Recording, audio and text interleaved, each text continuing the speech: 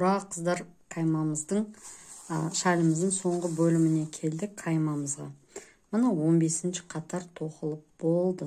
15-ші қатар тоқылып болды, қараңыздар. Мына жақта бізде шеткі 2 ілмек қалды. Мынау нуптың үстінде біреу, мына жақта біреу, ортасында 7 ілмек. Мынау гүлдердің арасында 3 ілмектен қалды. Енді біз келесі ең соңғы бөлімді тоқимыз.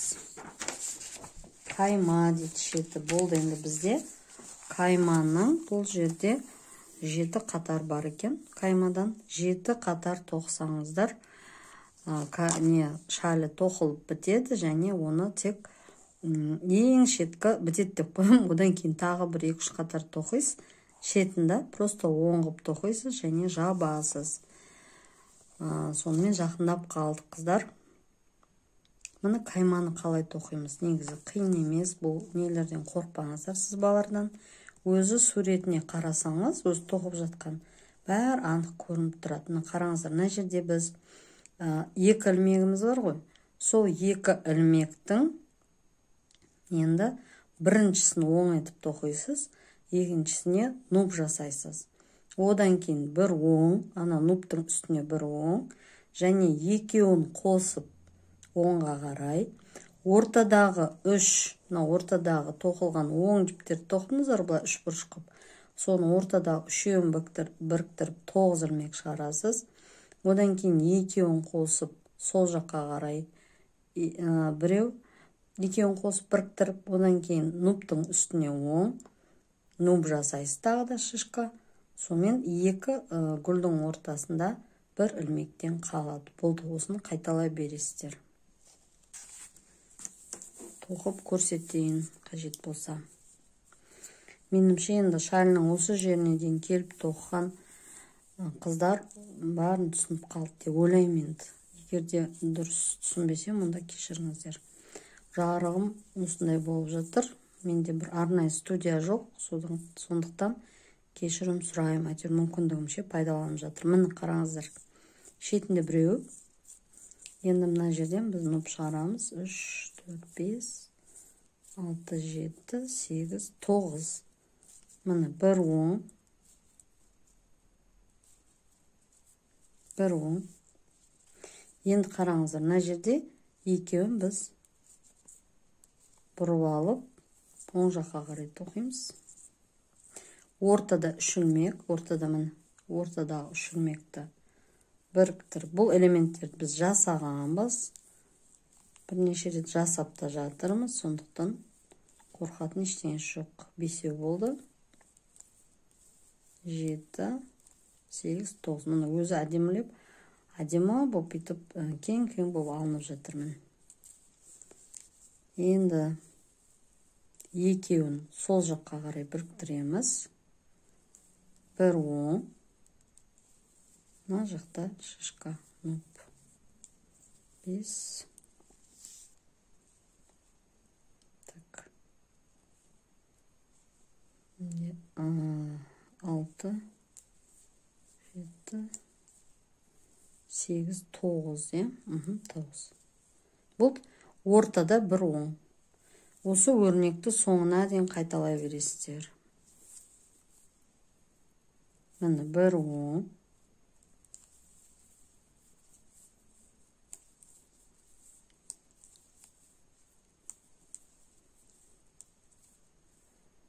Екеу, мынаны бір оң. Мені жібім өзгерген, егер байқасаңыздар, 2 шалын қатар тоқып жатырмын. Сіздерге көрсету үшін.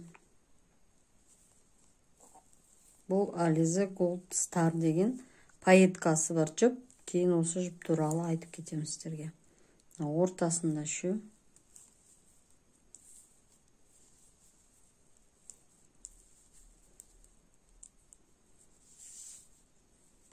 Пайеткасында бұның не бар екен? Пайетканы қадау үшін полиамидті қолданған екен. Сол полиамид бұл шаліге кішкене кедергі келтіріп жатыр. негізі шальны блокировка жасаған кезде, жапқан кезде синтетиканың азырақ болғаны дұрыс, сонда жақсы ұстайды. Синтетика көбірек болса, форманы жақсы ұстамайды екен. Міне. Осылай соңына дейін тоқып кете бересіздер. Енді келесі қатарда қараңыздар. Мына элементті де біз тоқып көргенбіз, мынау кәдімгі гүл шығарамыз сол кезде. Енді мынау бірінші бір оңның үстіне нұп түседі, жаңағының үстіне оң түседі, екеуін тағы да былай қарай, оң жаққа қарай тоқисыз. 3 оң, 1 орам, 3 оң, 1 орам, 3 оң. Мына екеуін солға қарай, мына екі шишканың үстіне 1 оң, ортасына ең соңғы нұп түседі. Мына қатарда оп-оңай, еш қиындығы жоқ деп ойлаймын. Өздеріңіз тоқи алатын шығарсыздар. Мен видеоны қатты көп ұзартқым келмей жатыр. Өйткені көп адам көрмейді, өтіп кетеді, сосын YouTube ойлайды. Ой, мына кісінің видеосы қызық емес дейді, мен видеоларын көрсетпей қояды. Енді келесі, мынау мақұл осы қатарын тоқимын. Одан кейін соңғысын жабамыз және шалыны аяқтаймыз. Бұйыртса тоқи беріңіздер. Мына қаймамыздың бірінші, екінші, үшінші қатарларын тоқалдық. Мынаны тоқып алдық. Алдыңғы қатар оңай болған соң мен видео түсірген жоқпын сіздерге. Өздеріңіз тоқыды деген сенімде болдым. Енді мына 5-ші қатарға көшеміз. 5-ші қатарда біз мынау шишканың нұптың үстінде оңмен бастаймыз. Екеуін бірге оңға қарай. Ал енді мына жерде сәл бір ерекшелік бар, мына гүлді жапырақты жабудың. Енді мына жерде көріп тұрсыздар мына белгіні үшеуін қосып солға қарай. Одан кейін 1 оң, 1 орам, 1 оң, 1 орам, ортада жапырақ үшеу. Естеріңізде ма, жапырақты осылай тоқып едік қой. Орам, оң, орам, және енді былай қарай қисайтамыз. Мына жапырақты екеуін екі жаққа ішке қарай қысқартамыз, үшеуді қосып. Бұл элементті біз шалының денесін тоқыған кезде тоқығанбыз, қиындығы жоқ. Мына біреу тоқып алдым. Енді екеуін, мына өзі суретпен де келе жатыр, қараңыздар, өзінің суретімен де солай келе жатыр. Осылай. Енді мына жапырақты жабамыз. Бұлай біз жауып көргенбіз бұрын. Шалымыздың денесінде бүкіл жапырақтарды осылай жабатын қоймын. Ортада үшеу.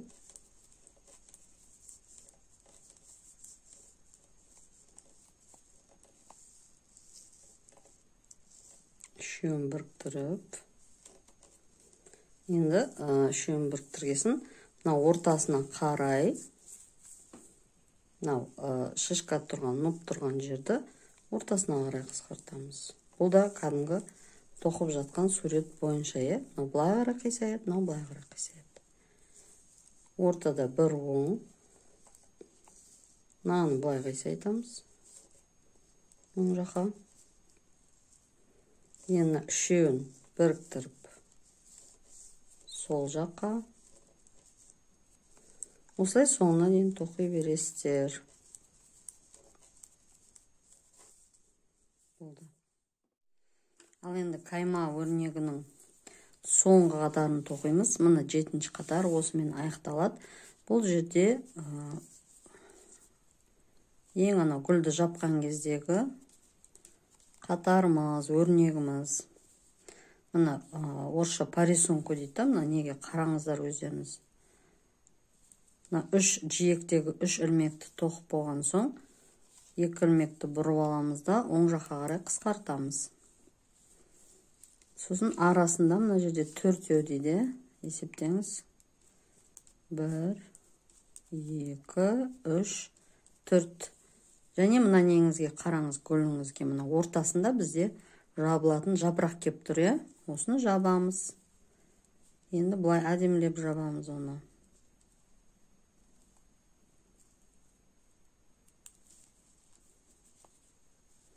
Екі жағында тастап кетіппін.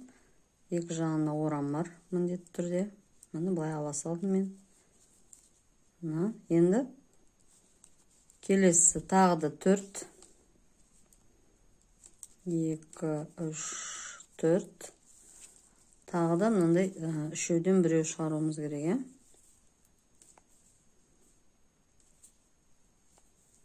Енді осы өрнектің теріс жағына келгенде, қазір оң етіп тоқып жатырмыз ғой.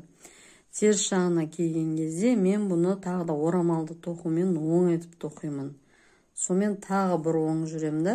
Сомен қарапайым әдіспен жаба салам. Негізі мен осы гүлдің, осы шәлдің описаниясы бойынша да жауып көрдім. Маған онша ұнаған жоқ. Сондықтан өзімнің қалай жапқанымен көрсетемін сіздерге.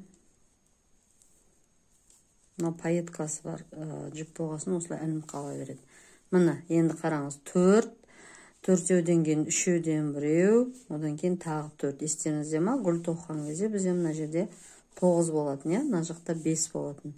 Мына 5, мынамен 5 болады. 1, 4, 5, ортада 9.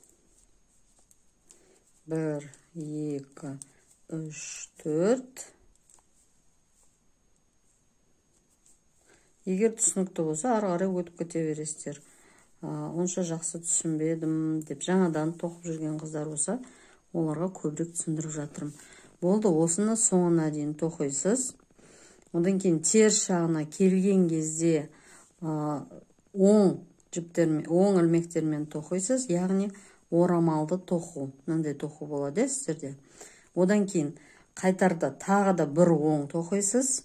Және ең соңында жапқан кезде мен теріс жағынан жабам. Сол жабатын кезде тағы да кездесеміз. Наконец-то деп былтырғы жылдың ең атышулы фразасымен аяқтаймыз шәлімізді. Не істедім мен? Мына қатарды аяқтаған соң теріс жағынан оң етіп тоқыдым. Мына жаққа теріс болып түсті. Одан кейін тағы бір қатар оң тоқыдым. Сонда мынандай 2 жолақ болады. Және теріс жағынан жабамын. Негізі әдетте мен теріс жағынан жапқанды жақсы көрем. Теріс жағынан жапсам, мынандай бір әдемі жиек пайда болады. Жапқан кезде бұл жерде негізі жабудың эластичный, серпінді етіп жабудың бірнеше әдісі бар. Білетін шығарсыздар, мүмкін менен де жақсы білетін шығарсыздар.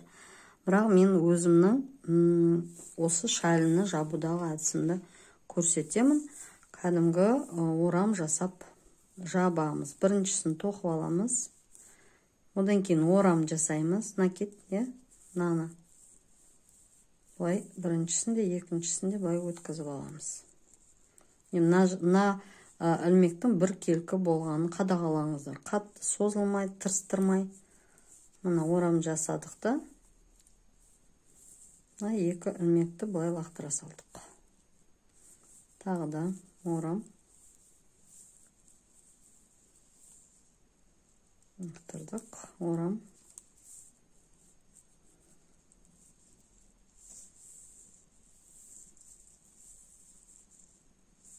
Сіздерге көрсетіп жасайын. Орам жасадым да, тоқып алдым келесі ілмекті. Одан кейін орамымды бұлай өткізіп алдым, және артта қалған ілмекті тағы да өткізіп алдым. Осылай жабылады. Мына оң жағынан осылай көрінеді. Мынандай жиек пайда болады. Тағы да кішкене тоқиын. Анық көріну үшін.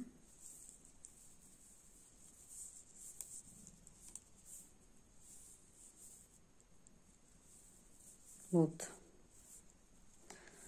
Енді бұл шәлінің өзінің оригиналында мен көрген видеода бұлай жабылмайды.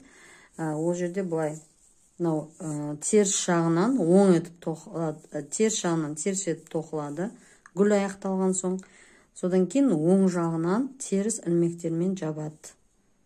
Крючокпен, ілгекпен. Осылай енді шәліңізді аяқтайсыз. Шәліңізді аяқтап болған соң, оған бір әдейі бір шолу жасармын. Осы шәліге жалпы жіптеріне, негізі көрінісіне тағы да бөлік Шалін аяқталған соң блокировка жасайсыздар. Блокировканы қалай жасаудың ютубта видеолар көп. Мен қалай жасаймын? Мен бірінші жуып алам шалімді. Жуған кезде былай жасаймын. Кәдімгі шампунь, бас жуатын шампунь. Бұл жіптердің құрамында не болған соң, табиғи талшықтар бар болған соң, жүн бар, махер бар. Олар да шампуньді жақсы көреді.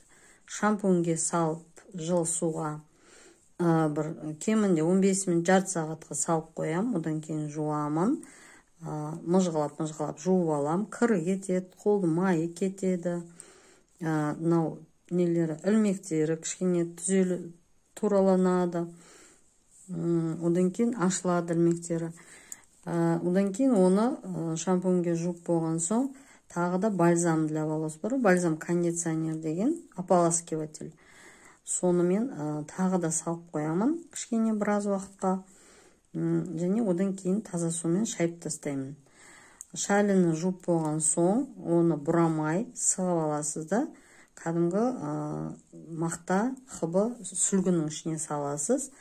Орап, кәдімгі тоқыма заттарын қалай не қыласыздар, сығасыздар, сол сияқты сығып аласыз. Неге оралып, полотенцеға, сүлгіге орап алып. Одан кейін менде не бар? Мен енді кілемге жаям, біреулер диванға жаяды екен, біреулерде рамка бар. Менде онда енді жоқ, рамка жасап отырмын, бірақ бұл шаліге тура келмейді. Кәдімгі кілемнің үстіне мен баяғы ескі тюльді жайып қойғам, және булавкалар бар ғой, басындандай пластмасы бар. Булавкалар кәдімгі тігіншілер пайдаланатын. Сол булавкалармен менің нелерімдегі, стористегі суреттерімді көрген болсаңыздар, білетін шығарсыздар. Сол булавкалармен мына шеттерінен, мына жерде мына жапырақтың ұшы шығып тұр ғой, осындай жерінен керіп, тартып тұрып, қыстырып қоям жаңа кілемге, неге булавканы қадап. Енді сіздер басқа нәрсеге істесеңіздер болады. Мысалы, орыс апамдар диванның үстіне істейді екен, жақсы қадалады. Мен әлі де көрем, қалай ыңғайлы. Мен әлі де ізденіс үстіндемін десем болады.